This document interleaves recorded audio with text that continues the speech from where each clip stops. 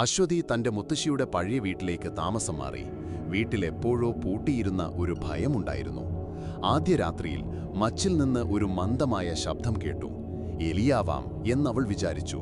പക്ഷേ രാത്രി കഴിയുന്തോറും ശബ്ദം വലുതാവുന്നു. മെല്ലെ നടക്കുന്ന ശബ്ദം, കരച്ചിൽ പോലെയുള്ള ഒച്ച. ഒരു ദിവസം ഭയപ്പെട്ടും ആരാഞ്ഞും അവൾ മാടത്തിലേക്ക് കയറി. അവിടെ പഴയ ചില പെട്ടികളും ഒരു തുരുമ്പ് പിടിച്ച ഉരുളിയും കണ്ടു. ഉരുളിയിൽ ചില വിചിത്ര രേഖകളുണ്ടായിരുന്നു.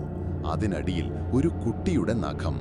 അന്ന് രാത്രി അവൾ ഉറങ്ങുമ്പോൾ തണുത്ത ഒരു കൈ അവളുടെ തൊണ്ടയിൽ തൊട്ടതായി തോന്നി. അവൾ കണ്ണു തുറന്നപ്പോൾ ഒരു പേടിപ്പിക്കുന്ന നിഴൽ അവളുടെ മുകളിൽ നിന്നിരുന്നു. അതിന്റെ വായ തുന്നലുകളാൽ അടച്ചിരുന്നു. ഭയന്ന അശ്വതി ഗ്രാമത്തിലെ തെയ്യക്കാരൻ വേലായുധനെ വിളിച്ചു. അവൻ ഉരുളി നോക്കിയപ്പോൾ ഭയന്നു. ഇതിൽ ഒരു പ്രേതത്തെ അടച്ചിട്ടുണ്ട്, നീ അതിനെ ജീവിപ്പിച്ചു. അർദ്ധരാത്രിയിൽ അവരൊരു പൂജ ചെയ്തു. ഉരുളി പൊട്ടി ഒരു ഭയങ്കരമായ ആർത്തനാദം കേട്ടു.